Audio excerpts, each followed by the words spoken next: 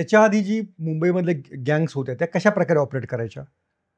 Operate म्हणजे त्यांचं आता मुळामध्ये सगळे हे पैशासाठी सगळे करायचे. बरं. सुरुवातीला त्यांची आपसातच, म्हणजे मी त्याच्यावर एक मोठा प्रबंध लिहिलेला आहे, मुंबईच्या गँगवरची हिस्ट्री. बरं. म्हणजे पहिल्याच मुंबईला पूर्वी विविध एरियामध्ये व्यायामशाळा असायच्या, बरोबर. तिथले मोठे मोठे पैलवान असायचे, त्या एरियाचे. जसं सखा पाटलांचा बोरकर दादा होता, तसं आमच्या खेतवाडीत 56 छाती होता. अशा लोकल दादा होते. पण ऍक्च्युली हे जे स्मगलर होते, मस्तान आणि युसुफ पटेल, हे लिडिंग स्मगलर, त्यांची आपसात भांडणं झाली. मग त्याला युसुफ पटेलला मारण्यासाठी मस्ताननी पाकिस्तानातून गुंड आणले. बरं. आणि मग त्यांनी त्यावर हल्ला केला, पण तो युसुफ पटेल वाचला. पण त्याच्या बाजूला असणारा आमचा गुलाब हवालदार होता, तो मेला. तो मेला म्हणून आता ते आपले भेंडी बाजार चौकाला गुलाब हवालदार चौक नाव दिलंय. आता तिथून गँग वॉरला थोडी सुरुवात झाली. आणि नंतर हे सगळे पठाण एकत्र होते, पठाण आणि दाऊद सगळे एकत्र होते. हे एकत्र गुन्हे करायचे. ॲक्च्युली पायदुनीला त्यांनी एक हातगाडी लुटली होती, म्हणजे मोठं कुरिअरची, बरेच सामान लुटलं होतं. यात सगळे ते पकडले गेले. आमचे गौड आणि सावंत म्हणून ऑफिसर, त्यांनी त्याला पकडले होते. त्यांच्यावर केस झाली, त्या सगळ्यांना सजा झाली 7-7 वर्ष. त्यात ते जामीनवर आले. जामीन आल्यानंतर मग आपलं हे आलं, इमर्जन्सी आली. मग या लोकांनी सगळ्यांनी शपथा घेतल्या, मस्तान बिस्तानी, आता आम्ही गुंडगिरी करणार नाही, आम्ही सगळं स्मगलिंग सोडून देऊ. मग व्हॅक्यूम तयार झाला. मग ही पोरं त्यांची तेवढ्यामध्ये काय आलं, एक कस्टम ऑफिसरला, जे स्मगलर काय करायचे, त्याला जॅकेट द्यायची. तो कस्टम ऑफिसर बाहेर येऊन त्यांना जॅकेट द्यायचा, ते काय कमिशन असेल तो घ्यायचं. बरं. एक कस्टम ऑफिसर ते जॅकेट घेऊन घरी गेला. तर ते जॅकेटमध्ये असायचं काय? सोन्याची बिस्किट. सोन्याची बिस्किट. सोन्याच्या बिस्किटाचं 100 बिस्किटाचं जॅकेट असं. बरं. तर ते आता ते पोलीस आले कंप्लेंट करायला.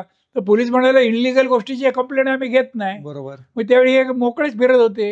यांनी त्या माणसाला म्हणलं, आम्ही तुझे पैसे रिकवर करून देतो. हा हवालदाराचा पोरगा ना, त्याला माहीत कसं पोलीस करतात. त्यांनी ते कस्टम ऑफिसरला पकडून आणला या सगळ्यांनी. आणि मग त्यांचं ठरलं तर अर्धे पैसे करायचे. तर ते त्यावेळी स्वस्त होतं सोनं, 2 लाख होतोय. त्यांनी 2 लाख दिले मारवाड्यांनी दाऊदला. तर त्यांनी ₹1,00,000 द्यायच्या ऐवजी याला 25,000 फक्त दिले, त्या अमीरजादाला. म्हणलं हे काय, त्यात भांडणं झाली त्यांची.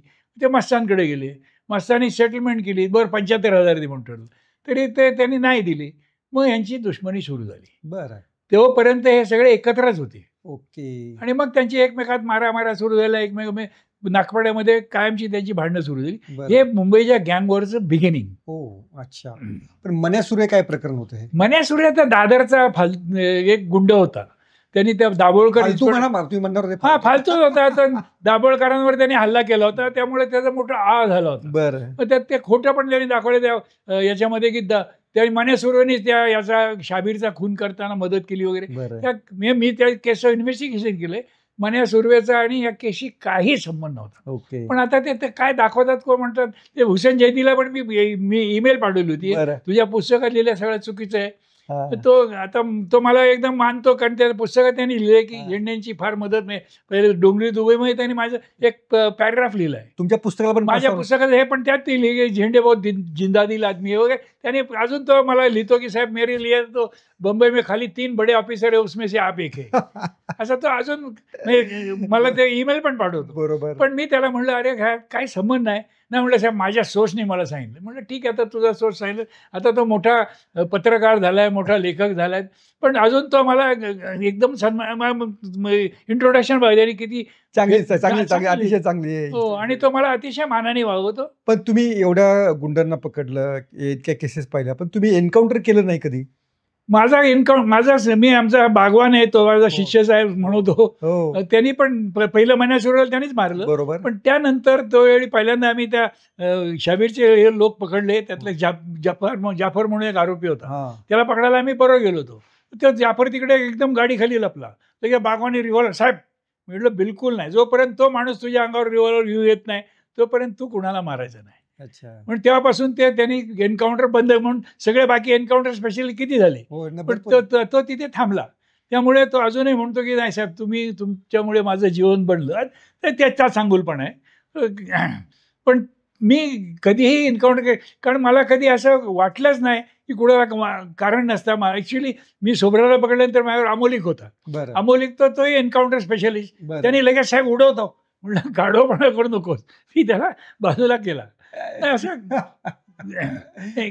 मी आता म्हणजे माझ्या दृष्टीने आत्तापर्यंत माझं सगळ्यात चांगलं काम म्हणजे बाबरी मस्जिद पडल्यानंतर आमचे 10 शिपायांना तिकडे सुलेमान चौकीजवळ घेरा घातला होता, जवळ 3-4 हजार लोकांच्या जमावाने. आणि त्यांनी फायरिंग केलं होतं. म्हणे आता तिकडे बाबरी पडली, आमचं काय नाही केलं, इथं आम्हाला मारायला येतं काय, तर तुम्हाला आम्ही मारून टाकतो. म्हणून ते त्यांना धमकी दिली की मी तुम्हाला मारून जाळून टाकणार सगळी गाडी. धमकी दिली. हां, जमावाने धमकी दिली. ते मला मेसेज आला. तिकडे आम्ही जे हॉस्पिटलला पुष्कळ ऑफिसर, पण सगळा जमाव तेव्हा तो फोटो मुद्दाम नंतर सगळा जमाव तिकडे जमलेला. मी त्यांच्याकडे गेलो. माझं इमेज चांगली होती. म्हणले त्यांना वाचवायचं मला, ते काय केलेलं नाही, साहेब फायरिंग करताय. वो फायरिंग नाही करेगा, वो तुम्ही माझ्यावर या. बोले आप अकेला आहे का? म्हणजे मैं अकेला तर चलो. ते रिव्हॉल्वर बाजू के रखताय. त्यांना घेऊन मी ते सगळे 200-300 पोरं पाहिजे मुद्दाम त्यांना घेऊन मी तिकडे गेलो. त्या लोकांनी बघितलं झेंडे, हा साहेब आहे, बोले छोडो गाडी. आणि त्यांनी गाडी सोडली. ते ड्रायव्हर इतका घाबरला होता, आणि रिव्हर्समध्ये त्या सुलेमान चौकीपासून जे हॉस्पिटलपर्यंत आणली. आणि तिकडे त्याने गाडी उलटी केली भीतीपोटी, पण ते लोक वाचले. सोशल मीडियाच्या भाऊ गर्दीत विश्वासार्हतेने चकाकणारे नाव म्हणजे लेट्सअप मराठी. सगळ्यांना, सगळ्या नागरिकांना ती स्पीच, ती लेट्सअप वरील मुलाखती म्हणजे विचारांचा खजिना. त्यानंतरच्या निवडणुकीमध्ये मला सोडून गेले. बातम्या केवळ वस्तुस्थिती सांगणाऱ्या, न प्रोपगंडा, फक्त जनतेचा अजेंडा. क्योंकि आने वाला कल जाने वाला है, जाने वाला कल आने वाला है. राजकारण, मनोरंजन असो की क्रीडा क्षेत्र, महाराष्ट्राची स्पंदने संवेदनशीलतेने टिपणारे माध्यम म्हणजे लेट्सअप मराठी. जगासोबत एक पाऊल पुढे राहण्यासाठी लेट्सअपचे ॲप, सोशल मीडिया आणि वेबसाईट सोबत कनेक्टेड रहा.